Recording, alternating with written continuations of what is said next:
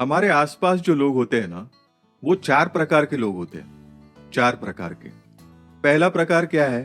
राह भटकाने वाले। कैसे? राह भटकाने वाले। दूसरा प्रकार क्या है? राह देखने वाले। तीसरा प्रकार क्या है? राह ढूंढने वाले। और चौथा क्या है?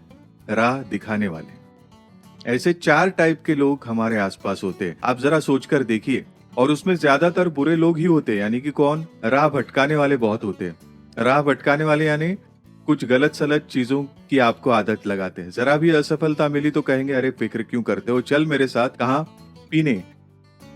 जैसे कि इसे पीने से सफलता वगैरह मिल जाएगी, और हम भी वहां जाते हैं। अरे ऐसा करने से कोई फायदा होता है? इसलिए राह भटकाने वाले लोग जग में बहुत है, और हमारे आसपास वो राह तकते हैं, क्योंकि दूसरों का भला उनसे देखा नहीं जाता।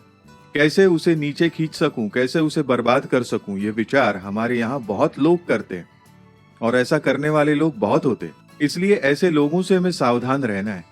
ऐसे लोगों के करीब भी नहीं जाना है हमें। हमने भी कई बार ऐसे अनुभव किया है कि कुछ भी हुआ ना। अब मैं वहां गया था एनसीसी में, हमारे समय में एनसीसी होती थी। मैं देवड़ाली में गया था। इतनी ठंड कि हम जो आर्मी का ड्रेस होता है उसे भी उतार नहीं रहे थे। पूछो क्यों? चलो अच्छा है, ठंड तो नहीं लग रही। लेकिन बाद में क्या हुआ, बहुत ठंड लगने लगी। तुरंत मेरे कुछ दोस्त आए बताने की थोड़ी सी पीकर देख, ठंड चली जाएगी देखना। मैंने कहा नहीं बाबा, मुझे कुछ नहीं चाहिए। नहीं यार, पीकर तो देख, बाद में कौन पीने वाला है, घर जाने के बाद कौन पिएगा। थोड़ी सिगरेट पीकर देख, जरा गर्मी आएगी। मैंने कहा नहीं, आदत पड़ जाएगी। मैंने उनसे कहा कि आपको आदत लग जाएगी, लेकिन किसी ने नहीं सुना। और जिन जिन लोगों ने सिगरेट पी, वे लोग आज तक सिगरेट पीते हुए नजर आते। इसलिए ये चीजें है ना, लोग हमें इन चीजों की तरफ ले जाते हैं। सिगरेट पी लो, शराब पी लो, वरना और भी कुछ नशा कर लो। और हाई लेवल के नशे आए हुए हैं आजकल, यानी कि पहले सिर्फ एमबीबीएस की डिग्री काफी थी, आजकल एमडी डिग्री चाहिए। वैसे ही इसमें भी एमडी जैसा कुछ आया हुआ है। वो एमडी खाना होता है, ऐसा सुना है। उससे और भी नशा आता है। यानी कि राह भटकाने वाले लोग हमारे आसपास बहुत है, तो उनसे सावधान रहे। दूसरी किस्म मैंने कौन सी बताई? राह देखने वाले। कर्म किए बना राम भरोसे बैठने वाले। ऐसे लोग होते हैं कुछ कुछ। यानी क्या? मेहनत क्यों करते हो, नसीब में होगा तो मिल जाएगा ना, तुम क्यों कोशिश करते हो? ऐसा कहने वाले लोग बहुत हैं, और ऐसे कहने वाले लोगों की बात हम मान भी लेते हैं। बिल्कुल ठीक कहा है इसने, नसीब में होगा तो ही मिलेगा, वरना कैसे मिलेगा। हम झट से मान भी जाते हैं। फिर तीसरी किस्म कौन सी? राह ढूंढने वाले। यानी क्या? हमारी सफलता कैसे मिलेगी हमको, इसलिए राह ढूंढते ढूंढते ढूंढते, राह बनाते बनाते बनाते सफलता की तरफ जाने वाले लोग राह ढूंढने वाले लोग होते हैं। और ऐसे लोग हमारे आसपास होने चाहिए। हमेशा आसपास कौन होने चाहिए? राह ढूंढने वाले लोग होने चाहिए। हमारे स्वर्गीय पूर्व राष्ट्रपति अब्दुल जी कलाम, इनकी एक कहानी सुनाता हूँ। मुझे एग्जैक्टली उनके ऑर्गेनाइजेशन याद नहीं। एक ऑर्गेनाइजेशन में वो कॉन्वोकेशन के लिए गए थे। कॉन्वोकेशन के लिए कोई इंडियन एयरफोर्स की ऑर्गेनाइजेशन थी। उस ऑर्गेनाइजेशन के कॉन्वोकेशन पर वो गए थे। कॉन्वोकेशन पर जाने के बाद राष्ट्रपति को देखकर सभी ने, आर्मी और एयरफोर्स के लोगों ने सलाम बिलाम किया उन्हें। सब सलाम करने खड़े थे। ऐसा करते करते वे ऊपर गए। ऊपर जाने के बाद उन्होंने अपना एक अनुभव बताया। उन्होंने क्या बताया?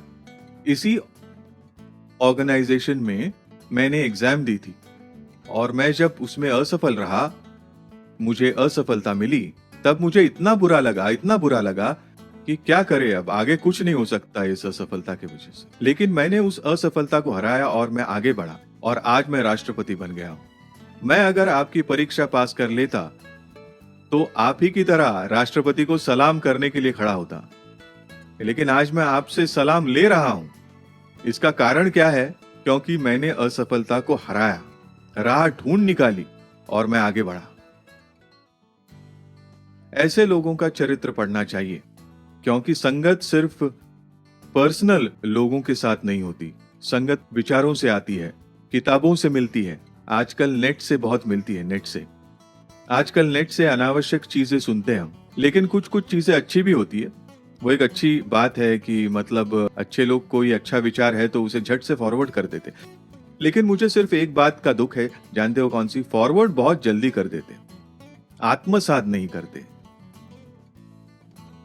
मेरा कहना क्या है कि जब विचार आता है ना तब उसे थोड़ा सा पढ़िए पहले, हाँ कितना अच्छा है, इतना कह के तुरंत फॉरवर्ड मत कीजिए। यानी मेरा कुछ लेना देना नहीं है, जाने दो उस विचार को दूसरे, ऐसा मत कीजिए। हमारे यहाँ एक गेम खेलते, जानते हो, बॉल का गेम खेलते। बॉल जिसके पास रहेगा वो आउट। फिर हम क्या करते हैं, जल्दी जल्दी बॉल पास करते हैं दूसरों को। वैसे फॉरवर्ड ना करें, फॉरवर्ड जरूर करें, ये फॉरवर्ड करने जैसा ही विचार होता है, लेकिन उससे फॉरवर्ड करते पहले उसे इन्वर्ट जाने दीजिए, इन्वर्ट, ये जरूरी है। तो ये जो ऐसे विचार होते हैं उनकी संगत अच्छी होती है, क्योंकि विचारों से ही हम प्रभावित होते हैं ना। अब ये जो मैंने कलाम जी का उदाहरण दिया, उसे सुनकर ये लगता है ना कि अरे असफलता मिली, कोई बात नहीं, उसे हराकर हम आगे बढ़ सकते हैं। याद रखना, इसलिए संगति के बारे में मैंने जो बताया, तीसरे किस्म के लोग सबसे ज्यादा महत्व, राह ढूंढने वाले, ऐसे लोगों के साथ हमें रहना है, क्योंकि उनकी वजह से ही हमें राह ढूंढने का मन होता है। और चौथे है राह दिखाने वाले, यानी मार्गदर्शन करने वाले, यानी सदगुरु जी,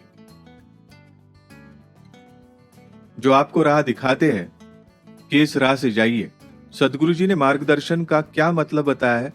जिस मार्ग से जाने पर सुख का दर्शन होता है उसे मार्गदर्शन कहते हैं। इसलिए ऐसे जो मार्गदर्शक होते हैं, जैसे सदगुरु जी है, वैसे ही हमारे जीवन में हमें बहुत से मार्गदर्शक मिलते हैं कि जो हमें बिल्कुल सही राह दिखाते हैं। तो हमेशा ऐसे मार्गदर्शकों की संगति में हमारा होना जरूरी है। इसलिए अब मैंने 4 किस्म के लोगों का परिचय दिया। पहले 2 कट और बचे हुए 2 पेस्ट। आजकल कट और पेस्ट का जमाना है, याद रखिए। इसलिए उन दोनों को कट कर दीजिए और इन दोनों को हमारे हृदय में पेस्ट कर दीजिए, फिर देखिए आपका जीवन कितना बेस्ट होगा। इसलिए संगति का महत्व जानना बहुत जरूरी है, बहुत महत्वपूर्ण है संगति। इसलिए जैसा संग वैसा रंग।